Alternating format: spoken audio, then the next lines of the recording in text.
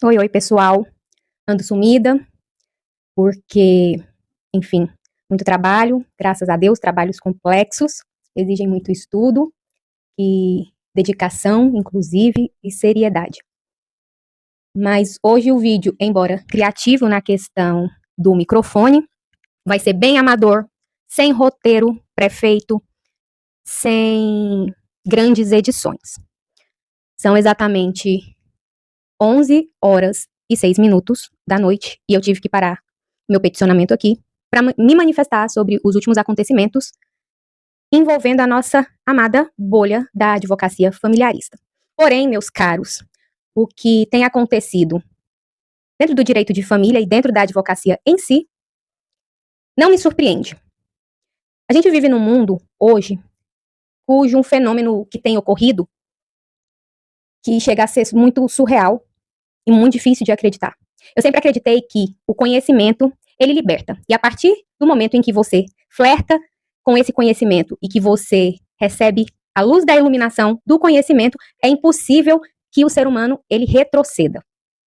Mas, infelizmente, fatos cotidianos que eu tenho observado mais especificamente pós-Covid-19, o ser humano, ele tem sim, de modo geral, o que eu odeio utilizar da generalização, porém, em uma grande parte da população, existe esse retrocesso.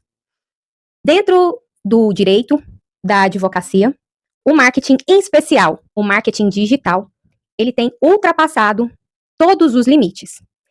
E quem consome dessa oferta tanto de produtos como de serviço de modo geral, tem optado por atenção, independente de classe social e grau de educação, grau de ensino. Tem se deixado ludibriar pela mágica da performance, muitas vezes nem tão bem executada assim. Eu tive um professor no ensino médio, o Maurício Tovar, que ele falava assim, falar até papagaio fala. E isso é muito o que a gente tem, o que eu, inclusive, tenho percebido. A performance, a fala, tem ganhado espaço, inclusive sido validada como sinônimo de autoridade real, qualidade de prestação de serviço, um serviço já considerado através do poder da fala, da oratória, da performance e do posicionamento digital como uma certeza absoluta. As pessoas, de modo geral, perderam e estão cada vez mais perdendo a capacidade do raciocínio, do senso crítico e o interesse de confirmar se toda a informação que chega, de fato, é real. Confirmação é essa feita através de fontes confiáveis. Indo direto ao ponto, as pessoas, de modo geral, novamente, têm utilizado de número de seguidores para contratação de algum serviço ou produto, se deixando encantar pela oratória, pela técnica de venda, pelo posicionamento, sem se preocupar com o que realmente importa. Essa pessoa tem capacidade, tem registro e é minimamente capacitado para resolver o meu problema? Então, o que é o racional de quem tem medo de estar gastando dinheiro à toa e trazendo mais problema para si? É intuitivamente eu pesquisar o nome daquele profissional, é jogar o nome dele no órgão do seu conselho regional, no caso da advocacia, no CNA, para a gente saber se essa pessoa é inscrita na ordem dos advogados. E não apenas formada em direito, uma vez que a formação em direito não lhe dá automaticamente o direito em exercer a advocacia e muito menos de ser considerado advogado. Por isso que quem forma em direito recebe aí o nome de bacharel. Segundo o artigo 13, salvo engano, do Regimento Geral da Ordem dos Advogados, só é considerado advogado aquele que, além de passar no exame da ordem, ele é inscrito na ordem, empossado e tem o seu número de registro. Aí recebe, né, a nossa amadinha carteirinha, tem obrigações e deveres a cumprir. E um estatuto de ética para respeitar. Então, a partir daí, a pessoa ela pode ser considerada advogada. Mas isso significa que ela é um bom profissional, é responsável, é idôneo? Não, profissional ruim, nós sabemos que existem em todas as esferas. Mas o meu objetivo nesse vídeo não é entrar nessa questão. O mérito é outro. A minha preocupação está na questão de consciência coletiva, onde uma pessoa se apresenta e se posiciona como profissional do direito, habilitada, advogado, com qualificações, porém, ao ser desmascarada e descoberta,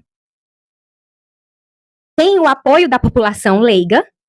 População leiga é quem não tem conhecimento técnico nem da vida prática de determinada situação. Não tem conhecimento aprofundado, que é a grande maioria do público, que passa a considerar, através aí desse efeito manada, como verdade a narrativa da pessoa que está agindo contra a verdade legal e normativa, que no caso é defendendo o exercício ilegal da profissão.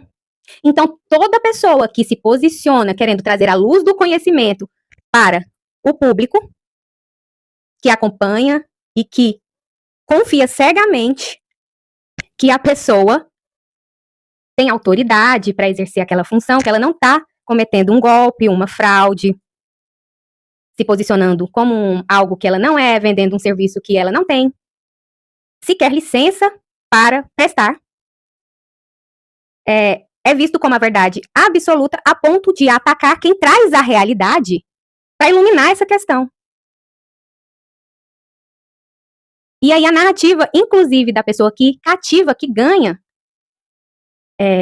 os seus fiéis, né, o seu público fiel de 100 e tantos mil seguidores, é uma narrativa emocional, apelativa, discursos onde quem comete o ilícito, a contravenção, e vende isso, e lucra com isso, e ludibria a gente, encanta as pessoas de tal modo a ponto de perderem totalmente o senso crítico e o poder de raciocinar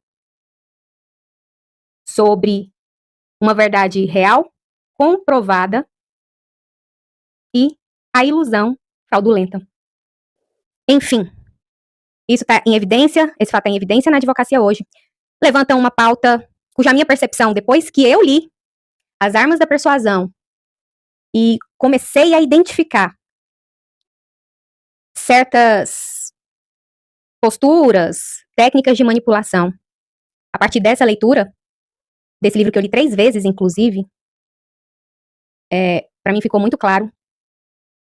E a gente tem caminhado cada vez mais para a negação da realidade, principalmente para a negação da compreensão do que não só acontece no mundo, mas principalmente do que acontece nas nossas vidas. Ou seja, cada dia mais a nossa coletividade tem optado de forma consciente ou inconsciente, devido à correria do dia a dia, por não querer lidar com estresse, gastar tempo pesquisando coisas. Enfim, acabou a bateria aqui do meu microfone, então o áudio vai ficar meio ruim. Concluindo, a minha percepção é de que a cada vez mais isso se reforce tanto a ponto da nossa consciência coletiva influenciar nos nossos comportamentos, gerando como consequência cada vez mais nos distanciarmos do enfrentamento da realidade para que a gente tome decisões racionais, conscientes e responsáveis. E, consequentemente, vivamos em um mundo cada vez mais ilusório e superficial, onde pessoas apenas reproduzem o que escutam e defendam isso com unhas e dentes, sem qualquer tipo de fundamento, embasamento e sequer compreensão do que está sendo discutido e defendido, estando a população cada vez mais alienada da realidade. E isso é muito sério, porque nós, com o nosso senso de urgência em parecer ser, em ter respostas prontas, em ser superficial, de modo generalizado, caminhamos.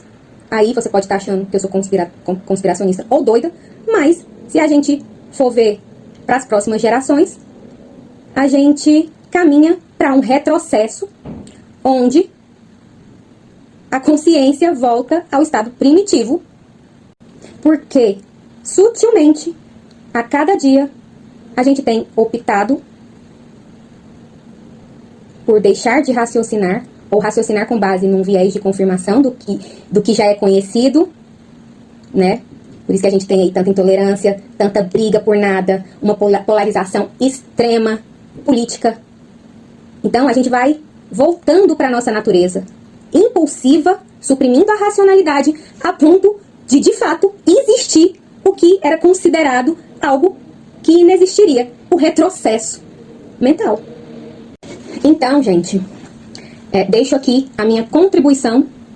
Você pode me achar louca, conspiracionista, extremamente pessimista, mas é importantíssimo que a gente exerça o contraditório, instigue a curiosidade, impulsione o conhecimento, não apenas através do estudo, da leitura, mas o conhecimento de fato daquilo que é diferente e daquilo que é condenado, o porquê que aquilo é condenado, o porquê que aquilo é diferente.